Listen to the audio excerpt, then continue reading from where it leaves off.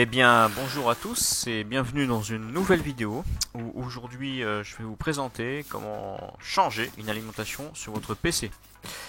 Voilà, et aujourd'hui ça sera un modèle chez Corsair. Mais avant toute chose, n'oubliez pas, comme à chaque fois, de vous abonner, d'activer la petite cloche bien sûr, et puis pourquoi pas le petit pouce en avant, ça soutient les créateurs et c'est important pour nous tous, pour notre évolution de vidéos et pour améliorer bien sûr le contenu que nous vous présentons. Donc c'est une alimentation RM850 de chez Corsair qui est en 80 plus Gold. C'est une alimentation qui est garantie minimum 5 ans, ce qui est déjà une bonne durée de vie. Et sur ce modèle là on est un petit peu plus au-dessus.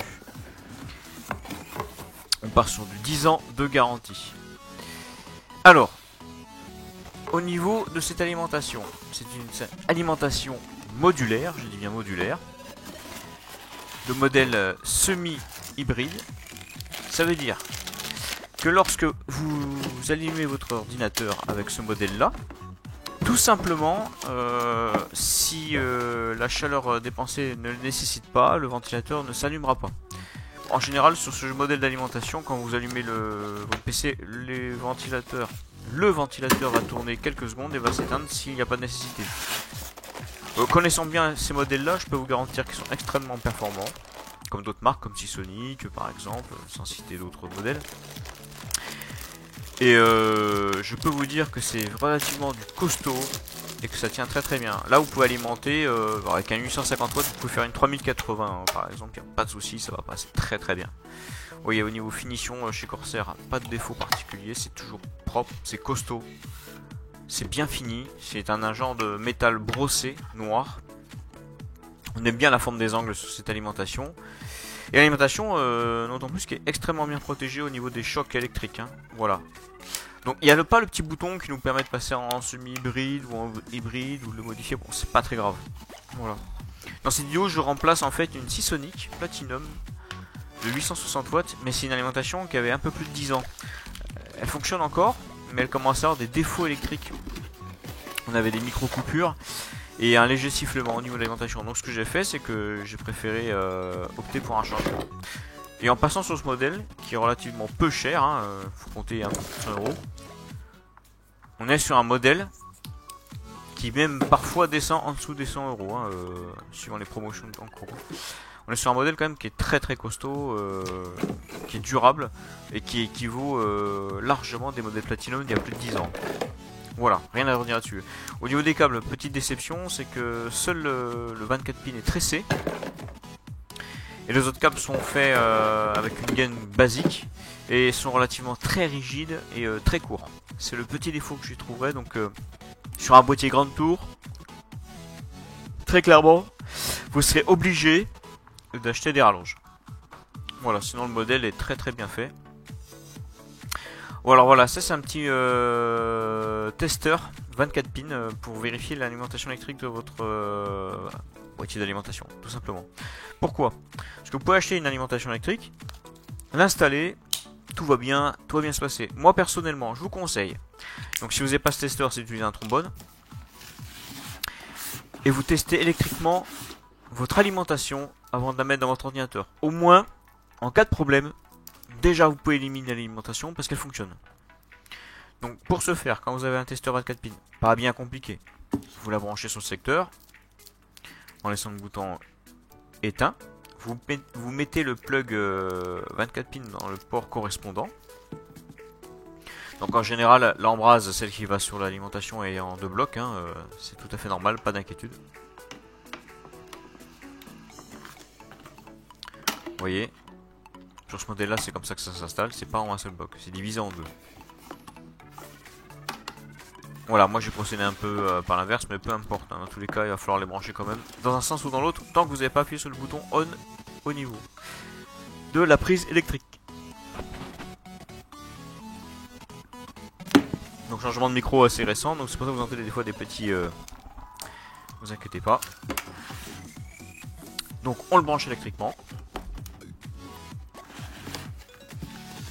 Et ensuite, on va pouvoir mettre l'électricité. Et bien sûr, plugger le 24 pin tester. Et sinon, sur les fiches correspondantes, hein, au niveau des pins de votre embrase 24 pin, il faudra mettre un petit trombone. Donc, juste 2 attaches pour faire conduction et déclencher l'alimentation. Voilà, donc là j'ai procédé en alimentant électriquement le boîtier. Je mets le testeur. Et là, c'est bon, le ventilateur se déclenche. Bon, il va s'éteindre hein, parce que toujours à l'allumage que je vous ai dit tout à l'heure, il s'allume et s'éteint. Il n'y a pas de nécessité de refroidir. Du coup, il s'éteint instantanément, vous voyez. Mais l'alimentation est fonctionnelle, il n'y a pas de souci. Donc là, déjà, pas d'étincelle, pas de fumée, pas d'odeur bizarre, pas de sifflement. Bon, votre alimentation, là, il n'y a pas de souci, vous pouvez y aller. Donc là, on sait qu'elle fonctionne. On va pouvoir ensuite l'installer dans le boîtier. Donc comme vous avez pu le voir dans le bundle, bon, il est relativement simple. Bon, après c'est du Corsair, c'est quand même du costaud. Il y a tout ce qu'il faut en câblage, même pour faire un SLI. Voilà. Donc comme je le répète, ce bloc Corsair RM850, vous pouvez très bien faire jusqu'à une 3080 avec sans souci. Bon, une 3080 Ti ça pourrait passer si vous n'avez pas trop de support, si vous avez juste un M2 avec un SSD, pas trop de périphérique. Ça passe. Donc ici on démonte ce vieux boîtier. Donc là on peut apercevoir l'alimentation Platinum Seasonic. Il y a un petit peu de poussière, bon c'est normal hein. La première chose à faire c'est démonter la partie supérieure, la partie latérale gauche et latérale droite. Pourquoi? Parce qu'il y a le câble management qu'il va falloir dégrafer, dépluguer les prises et en profiter pour faire un petit coup de poussière. C'est ce que je vous conseille. Là on est sur une installation simple hein, dans laquelle on va remplacer une alimentation. Maintenant si vous êtes sur un boîtier neuf, une fois que vous avez tout monté, ou pas, vous pouvez poser le bloc d'alimentation et ensuite poser éventuellement la carte mère. Moi personnellement je vous conseillerais c'est d'installer la carte mère dans le boîtier, les différents périphériques SATA, donc M2, enfin non, SSD pardon, et disque dur HDD éventuellement, lecteur de disque, graveur DVD, Blu-ray pour ceux qui en ont encore hein, aujourd'hui, même si ça devient de plus en plus obsolète. Et ensuite vous pouvez plugger votre alimentation dans le boîtier et relier les différents câbles. Donc là, comme on est sur un remplacement, une fois qu'on a déplugué les prises au niveau du câble management, je précise bien, on dévisse les 4 vis du bloc d'alimentation. C'est quelque chose de classique, c'est universel, c'est toujours en général 4 vis voire parfois 3 vis.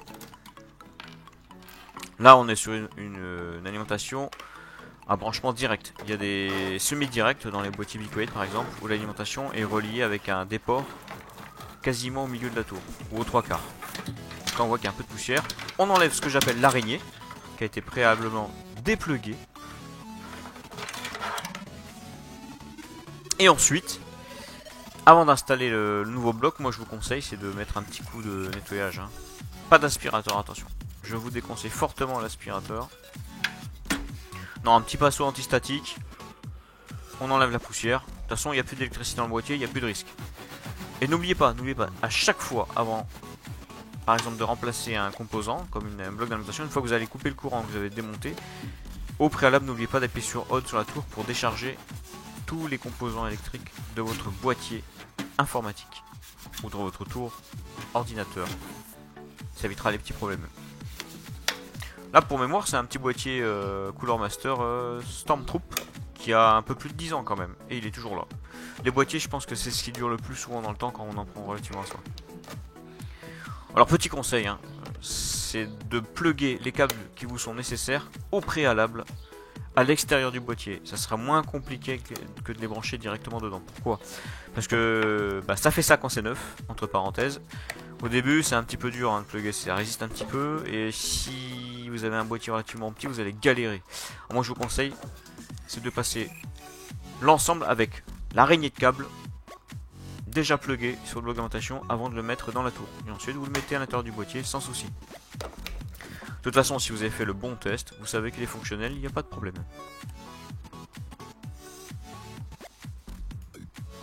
Donc ce bloc il a l'air plus petit quand même hein, que le Seasonic Platinum. Alors c'est vrai que les Platinum sont un petit peu plus grands, ça c'est normal. Et même sur la nouvelle génération c'est pareil. Mais au niveau des tests, je peux vous dire que ce boîtier, bon là faut penser aussi à enlever la protection plastique que j'ai pas enlevé au préalable, ça j'aurais dû le faire.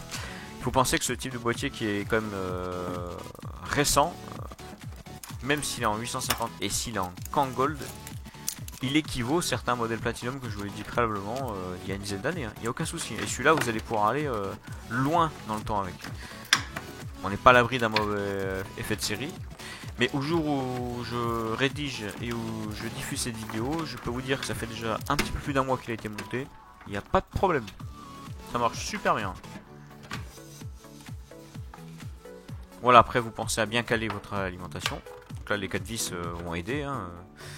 Elle est posée simplement sur les patins en caoutchouc pour l'instant, pour pas avoir de contact direct avec le métal. C'est très important. C'est là qu'on voit qu'un boîtier est bien conçu en général. Voilà, les 4 vis vont l'aider à la maintenir et ça ne bougera plus. Donc là, quelque part, je gagne un peu de poids aussi sur ce vieux boîtier parce que l'alimentation était un petit peu plus légère que la Platinum Seasonic. Qui sera d'ailleurs dédiée, pauvre alimentation, qui fonctionne encore un petit peu, hein, la Seasonic. Mais bon, vu qu'elle était en train de mourir, eh bien, elle servira en décoration. Je lui ferai vivre une très belle retraite.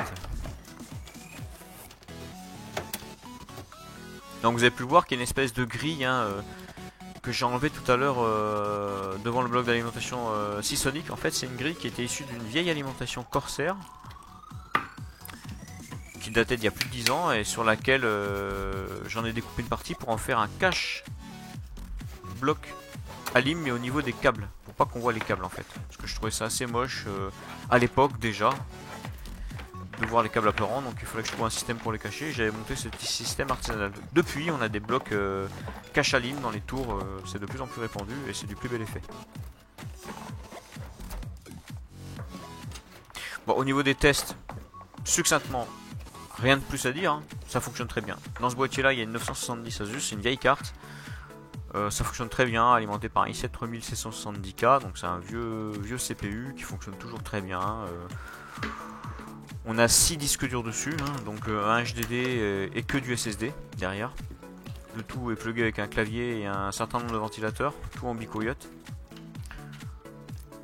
Il n'y a pas de problème de tension, ni de surtension.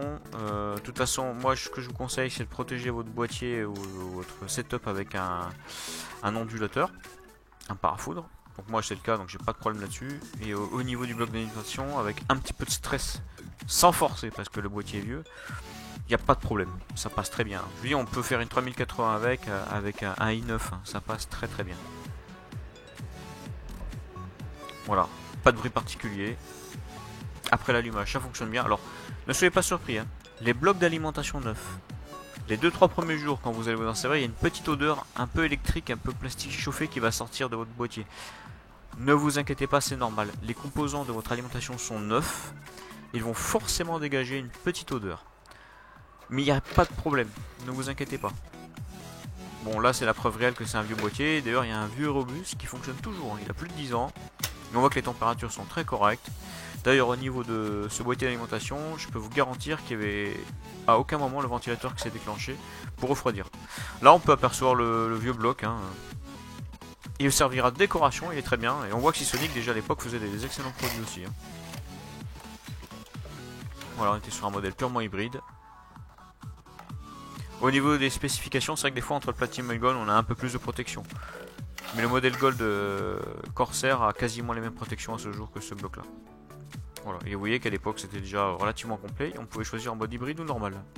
Ça c'est relativement intéressant, ça existe encore chez Seasonic d'ailleurs. Merci à tous d'avoir suivi cette vidéo. Je vous souhaite une excellente fin de journée ou fin de soirée, peu importe. Et à très bientôt pour du nouveau contenu.